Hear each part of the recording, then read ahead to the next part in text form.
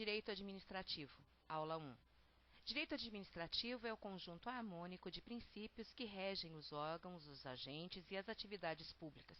Para atender aos seus fins, o Estado atua em 3 sentidos: administrativo, legislativo e jurisdicional. Em qualquer deles, o direito administrativo orienta a organização e o funcionamento de seus serviços, a administração de seus bens, a regência de seu pessoal e a formalização de seus atos de administração. Fontes do direito administrativo: lei, doutrina, jurisprudência, súmula vinculante e costume. Lei é a fonte primária do direito administrativo, abrangendo a Constituição, as leis ordinárias, delegadas e complementares e os regulamentos administrativos. Doutrina é o resultado de estudos feitos por especialistas que analisam o sistema normativo e vão resolvendo contradições e formulando definições e classificações. Jurisprudência é o conjunto de decisões reiteradas e uniformes proferidas pelos órgãos jurisdicionais ou administrativos em casos idênticos ou semelhantes. Súmulas vinculantes é o conjunto de julgados que, da mesma forma que a jurisprudência, em casos idênticos ou semelhantes, passam a ter validade uniforme. Os costumes, em si, são normas jurídicas não escritas originadas da reiteração de certa conduta por determinado grupo de pessoas durante certo tempo. Usos, elemento objetivo, com a consciência de sua obrigatoriedade. Opinião jurídica necessária, é o elemento psicológico. Princípios. Podem ser definidos como os alicerces de uma ciência, condicionando toda a estruturação subsequente. 14 são os princípios que devem nortear a administração pública, dos quais os 5 primeiros estão definidos na Constituição em seu artigo 37, caput. Primeiro princípio, o da legalidade. O administrador público está sujeito aos mandamentos da lei e às exigências do bem comum, e deles não se pode afastar ou desviar, sob pena de praticar ato inválido e expor-se à responsabilização disciplinar, civil e criminal, conforme o caso. Princípio da moralidade ou da probidade administrativa. A moralidade administrativa constitui pressuposto de validade de todo o ato da administração pública.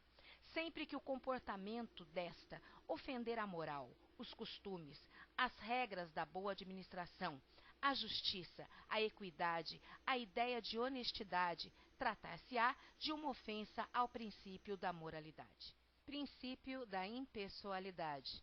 Critério para avaliar favoritismo ou privilégio. A administração não pode, no exercício da atividade administrativa, atuar com vistas a prejudicar ou beneficiar pessoas determinadas, uma vez que é o interesse público seu elemento norteador. Princípio da publicidade.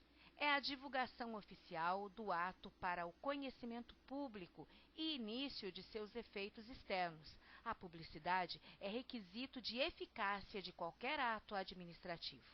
Princípio da eficiência, introduzido pela Emenda Constitucional 19.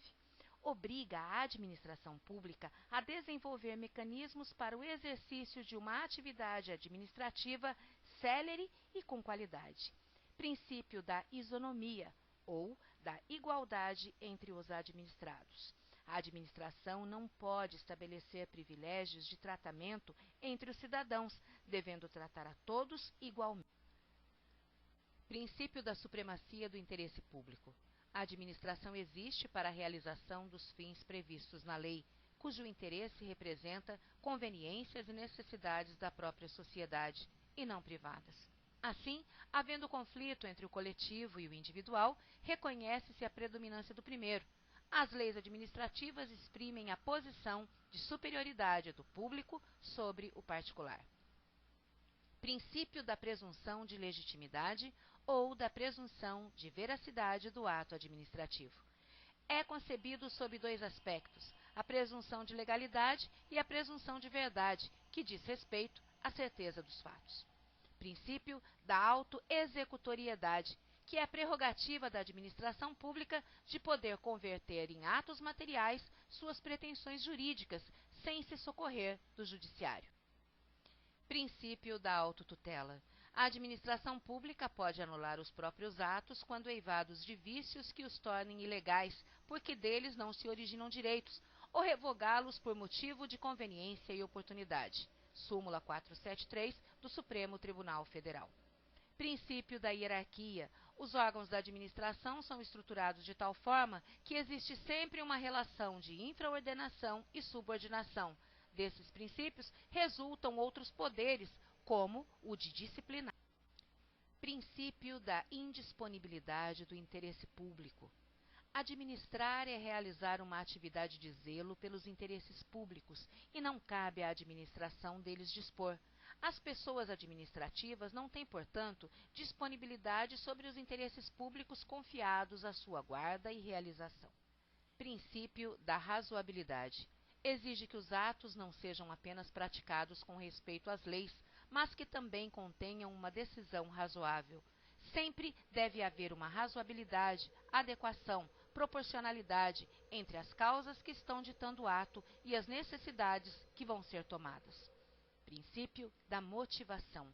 A administração é obrigada a indicar os fundamentos fáticos e de direito de suas decisões, de modo a permitir o controle dos atos administrativos.